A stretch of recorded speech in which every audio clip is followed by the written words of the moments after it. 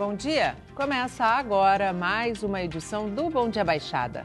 Hoje é quarta-feira, 2 de maio, e vamos juntos até às 9 horas da manhã. Hoje vamos debater principalmente questões voltadas ao meio ambiente em Santos. Para tratar do tema, o Bom Dia Baixada recebe o vereador Kenny Mendes. Kenny, seja muito bem-vindo ao nosso programa mais uma vez. Muito bom dia. Bom dia, Nathalie. Bom dia, Marcos. É um prazer enorme estar aqui sempre. E também o coordenador de políticas ambientais da SEMAN em Santos, Marcos Fernandes.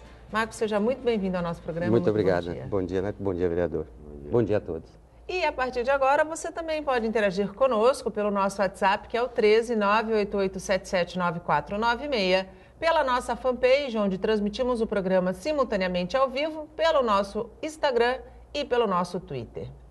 As cidades de Santos e Salvador foram escolhidas, Marcos, para integrar um projeto de cooperação técnica entre Brasil e Alemanha, no que diz respeito às questões climáticas. O que isso representa para a cidade e como que vai funcionar esse projeto e essa cooperação quando a gente pensa em Santos?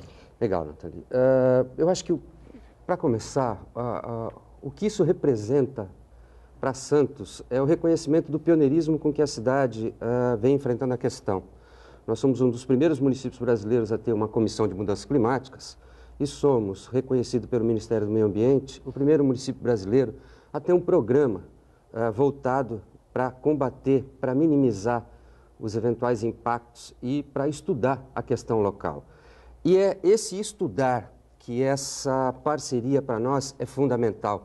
Nenhum município brasileiro tem condição de se aprofundar numa área tão complexa quanto essa, se não houver apoio, principalmente da academia, principalmente do governo federal e daqueles governos, no caso estrangeiros como da Alemanha, que tem já um know-how muito grande nesse setor.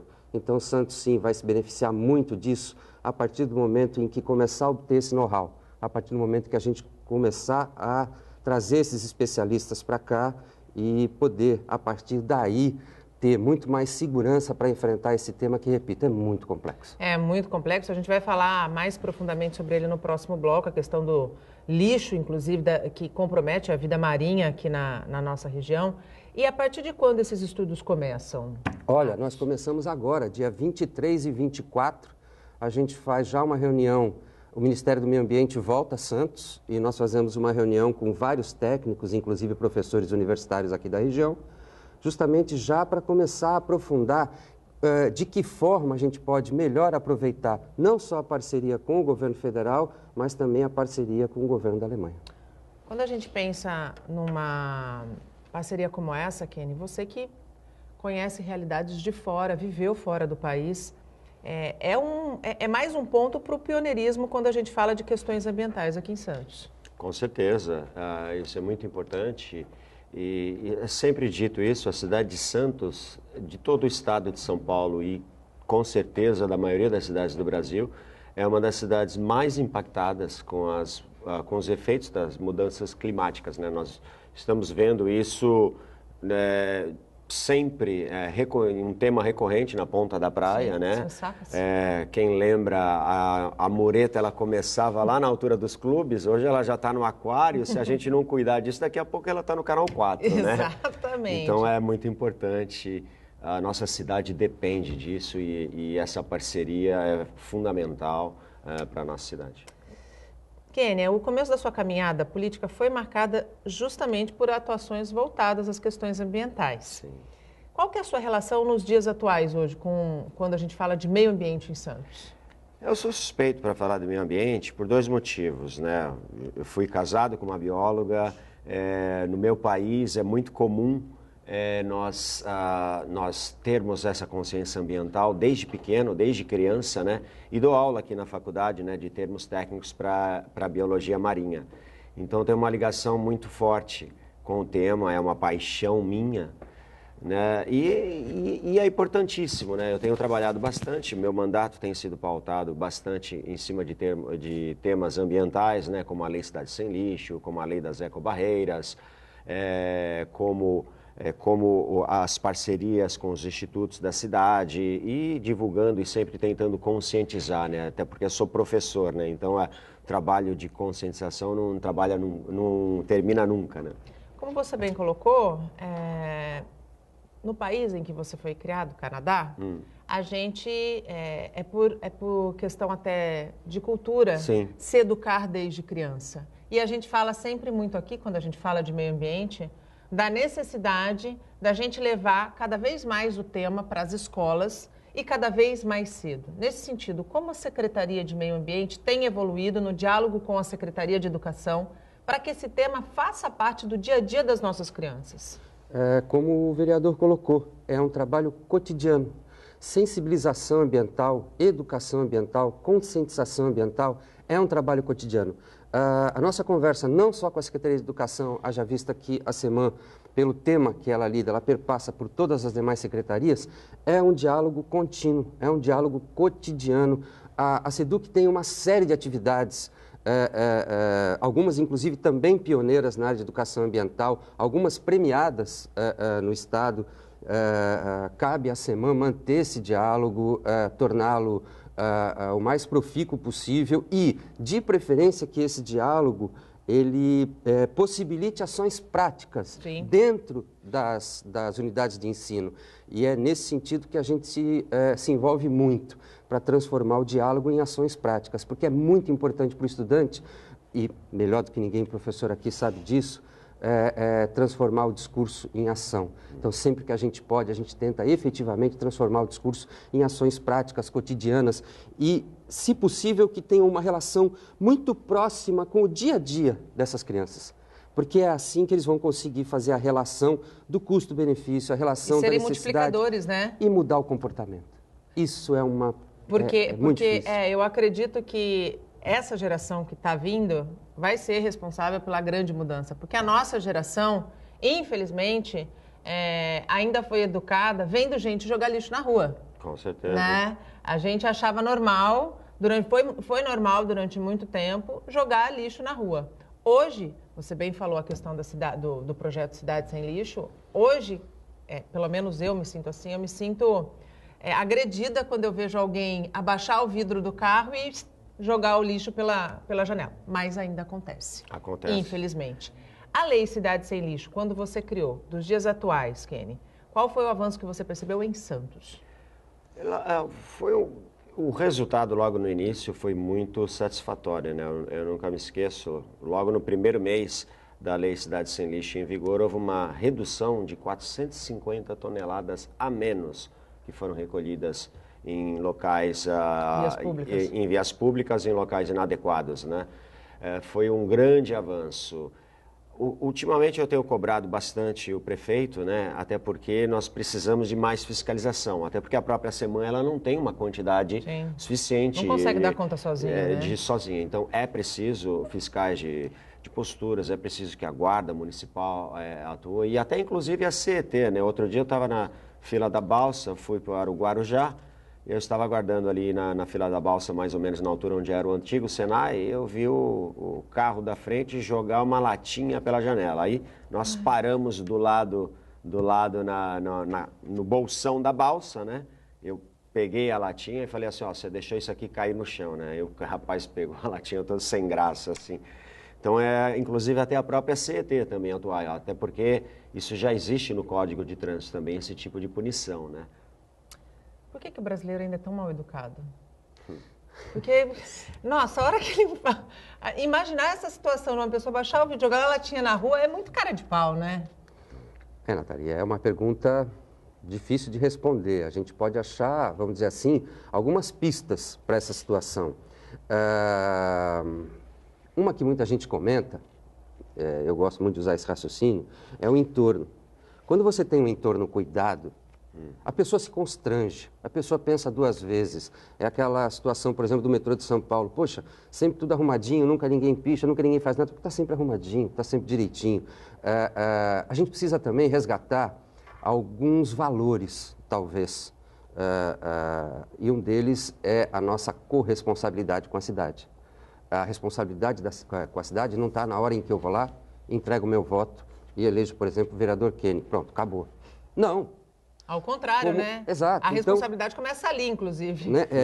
Então, o cidadão tem uma responsabilidade, tem uma corresponsabilidade. Ele precisa também assumir isso. E não achar que ele fez a parte dele, pronto. Então, eu vou lá e posso jogar minha latinha pela janela. né? Não. Então, são vários fatores que precisam entrar nesse enredo para fazer um efeito lá no final, e um desses fatores é o poder público, como um todo. Como um todo, sem dúvida nenhuma. Falta um pouquinho de conscientização política também, né, da população de uma maneira geral. Bastante, muito. Eu acho que a política só está desse jeito até pelo desinteresse das pessoas pela política. Porque a partir do momento que as pessoas conscientes, as pessoas de bem, não participarem do processo, elas não se conseguem cansarem, se apropriar, né? não, isso só abre espaço também para os maus políticos, né? Facilita muito a eleição deles, né? Onde você tem uma eleição, por exemplo, você tem 10 votos em jogo, que estão em jogo, e você tem 2 candidatos, um ruim e um bom. Se o bom desistir ou se os eleitores do bom não votarem, o mau político, ele não precisa mais de 6 votos para se eleger, ele basta apenas um, o dele próprio. E ninguém sabe disso. Ou muita gente não sabe disso. Kenny, você, como vereador, é notoriamente um dos mais requisitados e um dos mais seguidos nas redes sociais. A gente falava, antes do programa começar, de uma postagem sua, que o nosso Câmera Nação viu, e que tem mais de 1 milhão de visualizações. Do ponto de vista de denúncias ambientais, quais são as principais que ainda chegam? Chega bastante para mim despejo de entulho, né, descarte de lixo em local inadequado. Eu inclusive, estou torcendo bastante. Semana passada, uma lei de minha autoria foi aprovada, de hortas urbanas comunitárias, onde a prefeitura ficaria com o controle de terrenos baldios que não são utilizados e o proprietário, em contrapartida, receberia isenção de IPTU para que naquele local a prefeitura pudesse receber entidades beneficentes, ONGs, para fazer o plantio de hortas urbanas, né, hortas comunitárias, né, e todo aquele alimento ser revertido para essas entidades. E o que acaba acontecendo é que a prefeitura se livra de um problema, de um ponto de descarte, ponto de proliferação de insetos, de ratos, e, ao mesmo tempo, o proprietário também tem um certo benefício que ele fica isento de IPTU. E aquele terreno também não corre risco de ser invadido também, até pela criminalidade também. Há um levantamento de quantos terrenos baldios a gente tem na cidade que poderiam ser beneficiados por esse projeto? Não, o levantamento ainda não existe, confesso. Mas eu faço um trabalho chamado Na Rua, onde toda semana eu visito um bairro diferente. Não tem um bairro da cidade onde não haja terreno baldio abandonado, né? Muita gente acha que isso é um problema apenas dos bairros periféricos. Não, você tem terrenos baldios, inclusive na ponta da praia, em área nobre, né? Isso é comum, infelizmente.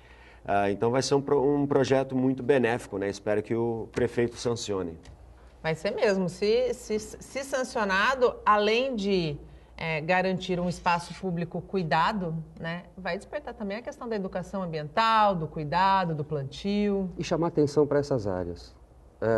É importante chamar atenção para esses terrenos. Santos tem um problema muito sério de área. Temos 35 quilômetros quadrados de Santos Ilha. Ora, isso produz o quê? Uma cidade verticalizada. Temos dificuldade de ter área para implantar projetos, temos dificuldade de ter área para desenvolver certos segmentos e certas propostas. Na medida em que você chama atenção para essas áreas, como você mesmo falou, quantas existem hoje? Provavelmente todos nós passamos pela frente de um terreno baldio durante o dia. Não notamos, não percebemos. Então, chamar atenção para essas áreas também é muito importante. Haja vista que provavelmente algumas delas estão hoje servindo apenas como um espaço de especulação. Isso precisa mudar. Precisa mudar rápido. Talvez para isso a lei de uso e ocupação de solo também deu uma ajudadinha, não? Será? Vai entrar em pauta agora em breve na Câmara de Santos para que a gente possa votar. Estou aguardando com bastante ansiedade, né? Poder estudar a fundo, né, como será essa nova lei que o Executivo irá mandar para nós. Marcos, o Kenny falou que uma das principais denúncias que chegam a ele através das redes sociais é o descarte irregular de entulho. Como a Secretaria tem tratado o tema e o que pode acontecer com quem for flagrado despejando entulho de maneira incorreta? Olha, Natália, no caso do entulho especificamente, a multa é pesada. Dependendo da quantidade, dependendo do local, a multa é pesada. Recentemente, nós multamos uma panificadora que fez uma obra e simplesmente colocou todo o entulho na porta. Que beleza. Como quem diz assim, bom, quem é que vai passar... Isso não me pertence mais. Mais ou menos por aí.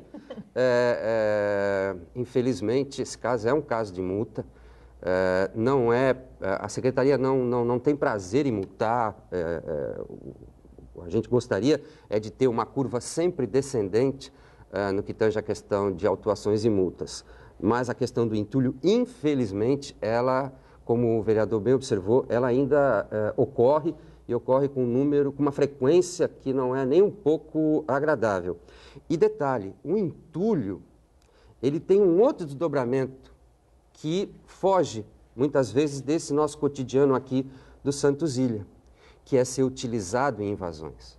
O entulho acaba sendo levado para áreas de preservação, áreas de manguezal, e ele serve como base para você fazer uma invasão, para você derrubar uma área de mata. Então, o entulho, sim, precisa ser muito bem controlado. Em Santos, ele é controlado desde 2015, mediante uma legislação municipal que obriga a todo empresário, ou mesmo a quem for fazer uma pequena obra, a registrar esse procedimento. Ou seja, a pessoa gerou um entulho, ela vai contratar uma caçamba para fazer com que esse entulho seja devidamente descartado. Então, a SEMAN quer o quê? A SEMAN quer o documento do início dessa obra e o documento do encerramento da mesma com o destino correto, com a comprovação do destino correto desse entulho. Isso vem acontecendo. A gente tem, por parte dos profissionais que atuam nesse setor, uma receptividade muito boa, arquitetos, engenheiros, enfim. E as construtoras. A gente ainda tem alguns pequenos problemas em situações como essa que eu comentei para você. O pequeno comércio, o indivíduo que faz uma reforma pequena na casa dele. Eles alegam o quê? Desconhecimento da lei? Na maioria das vezes, sim. Na maioria das vezes, desconhecimento da lei. E é graças à possibilidade que a gente está tendo agora de voltar a comentar esse assunto que isso começa a ser algo cotidiano. Muitas vezes, o cidadão, eu não nego, muitas vezes ele pode realmente desconhecer a legislação. Nesse caso, existe a figura da intimação. Eu não multo, eu intimo. Sim. Mas eu vou ficar de olho. Dali a 20 dias, 15 dias, 8 dias, eu vou voltar para ver se a situação foi resolvida ou não. O ideal é que a gente não precisasse disso. Mas é um processo. Em tudo, como nós falamos aqui, é um processo. Precisa cotidianamente estar sendo trabalhado. O Bom Dia Baixada vai para um rápido intervalo. A gente volta em menos de 3 minutos. Não saia daí. Até já. O Bom Dia Baixada está de volta e a revitalização da Praça Caio Ribeiro de Moraes e Silva, conhecida como a Praça do Sesc em Santos, começou em abril do ano passado. A previsão inicial era que o serviço fosse concluído em outubro de 2017. Mas depois de 3 adiamentos, a reforma ainda não foi entregue. A obra agora deve ficar pronta em maio. Está vazia, nem de longe, parece aquela que antes era frequentada por moradores e turistas. Trechos sem piso, com poças d'água, sem iluminação. O cantinho, que é destinado aos cachorros, está às escuras. A Camila e o Rodrigo ficaram meses sem trazer os cães para passear. Está tudo muito escuro, muito abandonado. À noite é meio difícil ficar passando por aqui. Tem uma série de coisas, problemas aí que vieram com essa reforma. Inclusive o aumento de usuários de droga aqui na praça, a gente consegue ver lá onde fica a Praça dos Cães, né? Se tornou um local, à noite pelo menos, bem mais perigoso do que normalmente era. Segundo a Prefeitura, a revitalização da praça está 80% concluída e deve ser finalizada em maio. Por conta do adiamento das melhorias e adequações do projeto, o valor inicial das obras, que estava previsto para 2 milhões, vai custar mais de 2 milhões e 400 mil reais aos cofres públicos. Com o projeto, a praça, que tem quase 13 mil metros quadrados, receberia nova iluminação, pisos sem buracos, academia ao ar livre e rampas de acesso. Vanessa, que tem uma filha cadeirante, é um exemplo de que a promessa não saiu do papel. Fui forçada a alterar a nossa rota, a gente mora aqui super perto, sempre atravessava a praça praticamente todos os dias, né, para ir de um lugar ao outro, de casa para o mercado, para o shopping. E daí a gente parou de utilizar a praça, tudo bem, mas imaginava que ela fosse entregue super rápido, né, dentro do prazo prometido. O adiamento da conclusão das obras, mais uma vez, deixa a população indignada e cansada de tanto esperar. Infelizmente está demorando demais. Uma obra que era coisa para 3, 4 meses, faz mais de ano que está aí essa bagunça aqui. Bagunça.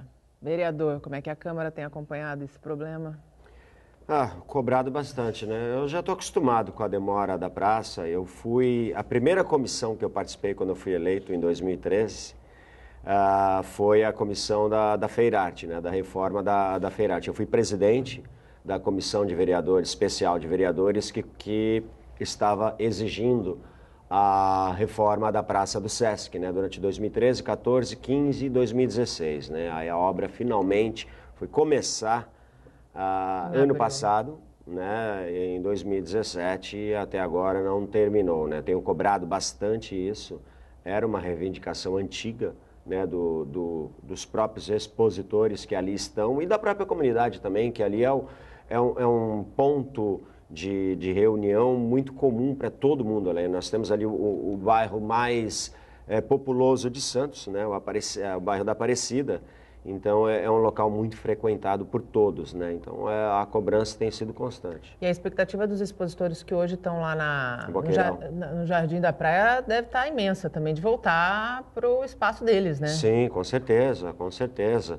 E eu sou um entusiasta, eu até acho que a Feirarte ela deveria ser melhor aproveitada, ela não deveria ocorrer apenas durante 2 dias, eu acho que ela deveria ocorrer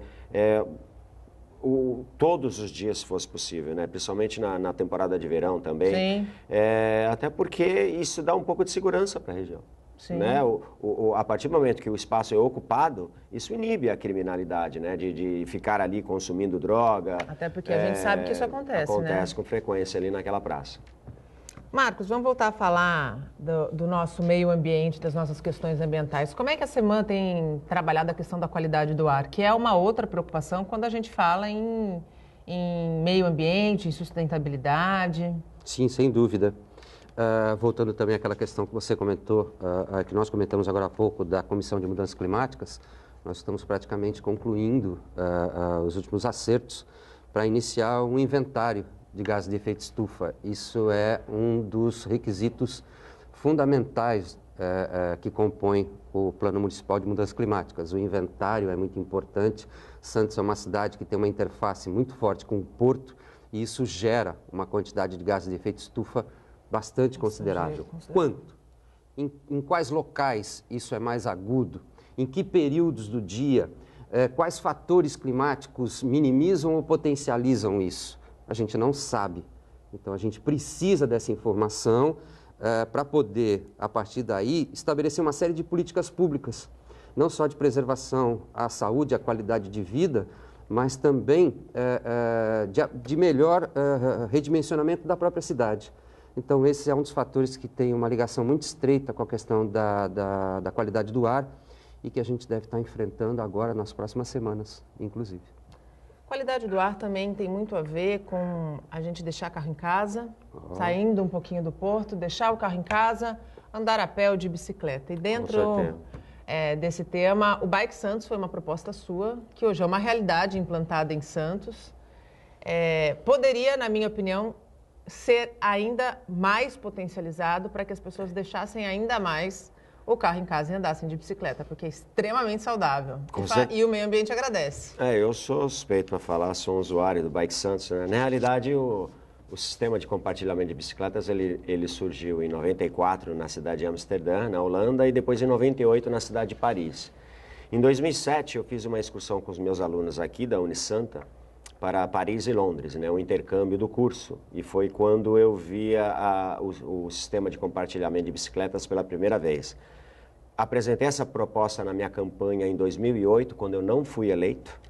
Né, na época era o prefeito Papa, né, estava também buscando a sua reeleição. Nós conversamos aqui na Unisanta em 2008 e inclusive no dia da eleição, né, aqui no pátio da Unisanta, conversamos durante um bom tempo e eu explicando para ele como funcionava o sistema, e ele me pediu mais informações. Eu passei um abaixo-assinado na sala de aula, colhemos mais de 2.000 assinaturas E graças a Deus levou um tempo, ele acabou saindo do papel, o prefeito apresentou, o ex-prefeito apresentou esse programa, né, para a CET na época, o secretário Rogério Krashantinov, né, tem um nome difícil de ser pronunciado, né? E em 2010, com a Copa no Brasil, sim, a empresa francesa veio para uma feira aqui no Brasil, no Rio de Janeiro, na cidade do Rio de Janeiro, e passou mais detalhes e, graças a Deus, o projeto foi inaugurado em novembro de 2012. Eu gostaria de ter estações por todos os locais, em todas as praças públicas, né? A nossa cidade é propícia para isso, né? Diferentemente de São Paulo, onde você tem grandes ladeiras, grandes pistas de alta velocidade. Nós temos uma cidade plana, né? Plana, com muitas ciclovias, com um visual fantástico para ser apreciado, sim, né? E eu sou suspeito para falar do Bike Santos. Do Bike Santos para um transporte público de qualidade, né? As pessoas que não querem andar de bicicleta, elas andam e deixam o carro em casa desde que a gente tenha um transporte público de qualidade.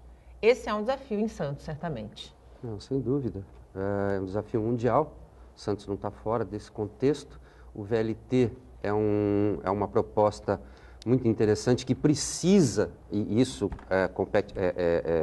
vai depender muito da comunidade, da cobrança, em que ele seja ampliado. Sem dúvida. Ele é um transporte extremamente moderno. O vereador citou a Europa.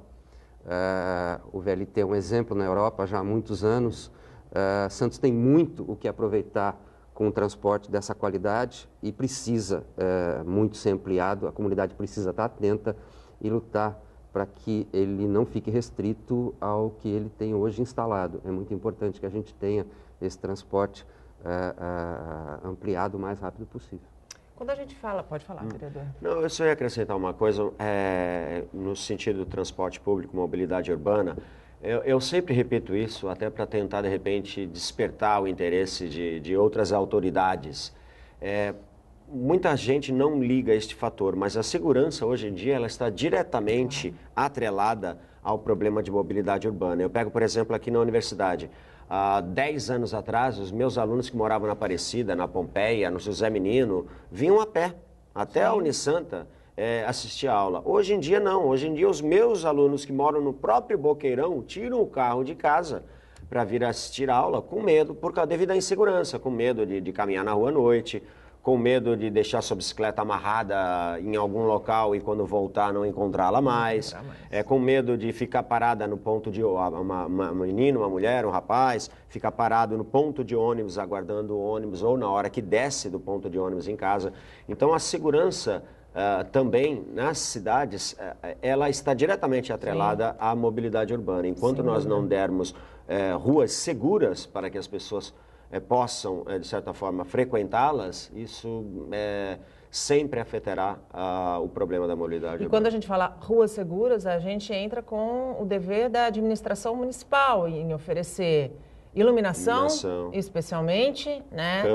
Câmeras de monitoramento, porque se as pessoas não se sentem seguras, elas não vão se arriscar a andar a pé pela cidade ou andar de bicicleta, certamente.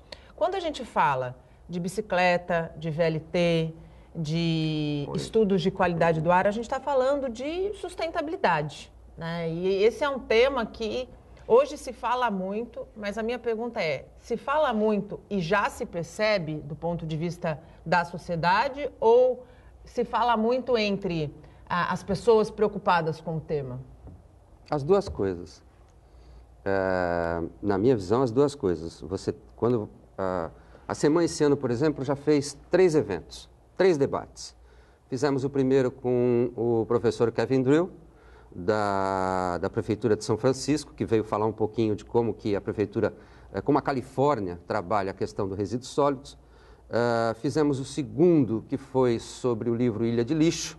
E fizemos o terceiro agora, terça-feira da semana passada, reunindo todo o setor de comércio e condomínios para falar novamente da Lei Recicla Santos. O que você percebe nesses encontros? Você tem, muitas vezes, aquele mesmo grupo, aquele conjunto de pessoas que tem um interesse específico na questão e que se repete ao longo desses eventos. Mas você também vê, em menor número, obviamente, pessoas que nunca participaram desse tipo de contexto, nunca tiveram num evento desses, e no ano passado nós fizemos cerca de 8 a 10 desses eventos. Você começa a ver essas pessoas comparecendo, debatendo, trazendo ideias. Então, no geral, a gente vê essas duas situações. O que a gente precisa é ampliar os espaços para que as pessoas que não estão acostumadas a debater, a falar do tema, possam vir, se sintam confortáveis, não se sintam, inclusive, intimidadas, né? Exatamente, a participar. A gente tem tentado fazer isso, é um esforço muito grande, muitas vezes, fazer um evento desses. A gente leva um mês para preparar um evento. Mas eu acho que é uma obrigação do poder público, entre tantas que a gente já citou aqui, é abrir a possibilidade para que o cidadão, para que as pessoas possam participar. Do contrário, o poder público se encastela, se fecha e acha que as coisas estão sendo debatidas. Não, não estão. A gente precisa fomentar, é fundamental. Sustentabilidade, principalmente, porque ela mexe com mudança de comportamento. Sim. Precisa ser trabalhada no cotidiano, porque mudar o comportamento das pessoas é algo muito difícil. A gente está engatinhando, né, Kenny? Bastante, ainda. Eu acho que durante todo esse tempo, da década de 60, de 70, de 80, de 90, a gente criou uma geração de um grande consumismo, né? E sem consequência com o meio ambiente, né? Sem pensar nas consequências. E agora a gente está pagando esse preço. Né, cidades superlotadas, estruturas deficitárias, né, para atender toda essa população, né, as pequenas cidades se unindo, formando vamos dizer assim, regiões metropolitanas, né, como a nossa, sim, por exemplo, com 1,5 milhão de pessoas. Então é natural que, com o tempo, infelizmente, a conta chegou agora. Né, mudanças climáticas, falta de local, conta, né? Falta de local para despejar o seu lixo, temos resíduos chegando às praias, né? Invasões em áreas de preservação ambiental, então está na hora da gente levar esse tema a sério, né? É questão de sobrevivência, né? A gente está falando da sobrevivência da nossa espécie, né? Das futuras gerações das também. Futuras gerações. Uma coisa que extrapola a própria questão intrínseca ao meio ambiente. Como o próprio vereador falou, são décadas perdidas e são décadas de, por exemplo, de uma brutal concentração de renda. Essa brutal concentração de renda leva a quê? Leva a gente ter um meio ambiente depauperado, um meio ambiente destruído. Leva a você ter submoradias em área de preservação, em áreas de manancial. A gente está dando um tiro no pé ao longo de décadas. A gente precisa mudar essa situação. Novamente, o vereador também comentou, as pessoas não andam mais. Mas por quê? Voltamos a um processo histórico que também tem a ver com essa concentração de renda. Então, a gente precisa mudar uma série de fatores que muitas vezes não estão totalmente, intrinsecamente ligados à questão ambiental, mas vão desaguar e vão prejudicar a nossa qualidade de vida. As ressacas estão aí para dizer que a natureza, de fato, cobra conta, né? O vereador citou a questão da invasão do mar, né, na faixa de areia. A gente está perdendo faixa de areia e a gente está com o projeto das ecobags. Depois de uma polêmica, graças a Deus, ele foi executado. Qual o balanço que pode ser feito, Marcos? Olha, é um balanço muito preliminar. O projeto, ele para poder dar uma resposta e para que a gente possa realmente ter ideia se esse piloto é um piloto que efetivamente vai proporcionar aquilo que a comunidade espera, que é uma redução nos danos ali, a gente vai precisar de alguns meses ainda para realmente ter uma condição concreta de afirmar alguma coisa.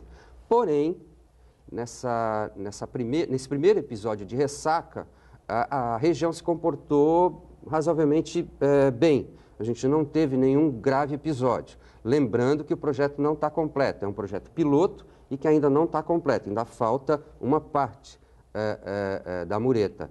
Mas nesse primeiro episódio, aparentemente, não houve nenhum aspecto agudo. Vamos aguardar.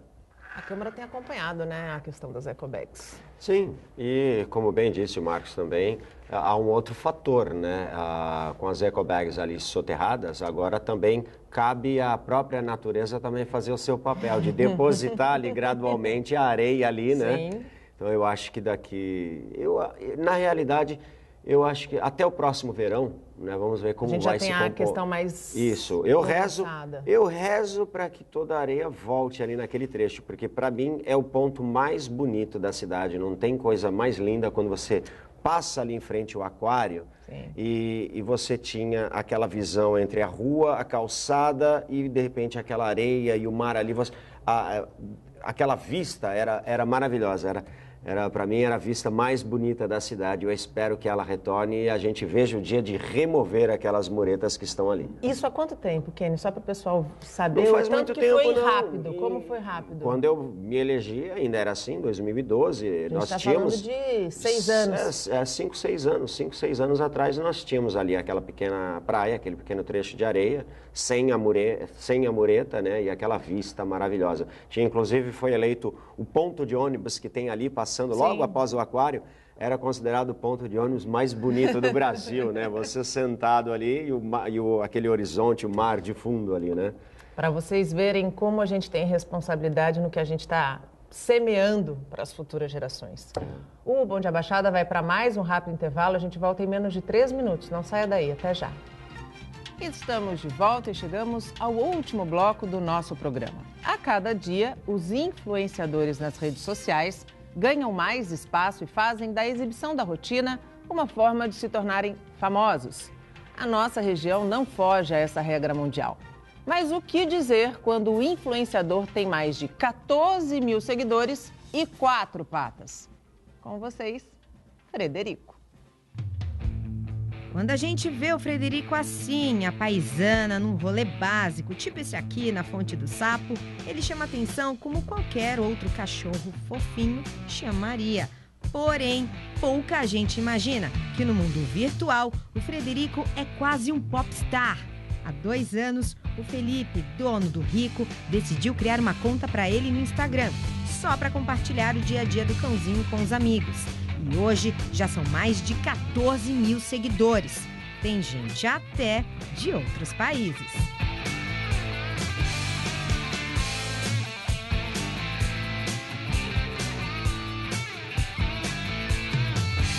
A gente procura postar mais conteúdo diário assim dele, fotos em casa, às vezes um passeio, como se fosse uma pessoa mesmo, né?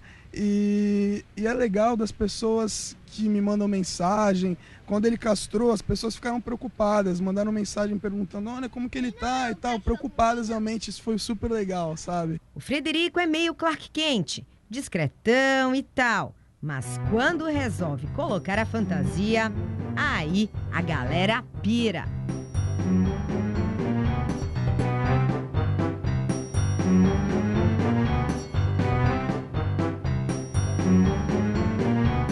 Ele de fantasia, o que você achou?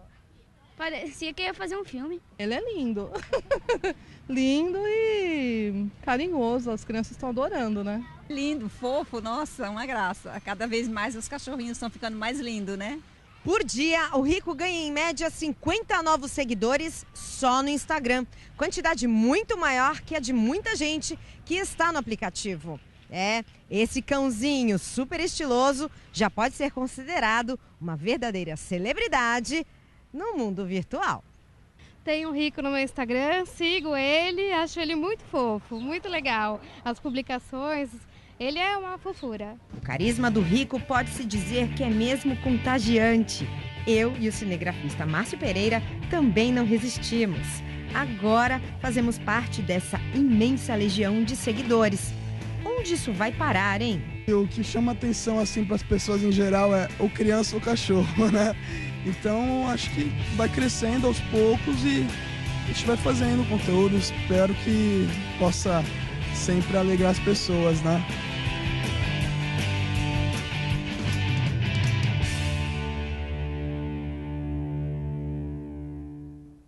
Bem bonitinho, Rico. Criança, cachorro e política, né, Kenny? Não, com certeza. Política também chama bastante. Quantos seguidores você tem hoje? 135 mil. Isso no Face. Instagram deve ter uns 17, 18 mil. Ó, o rico só não tem mais do que o Kenny, tá vendo?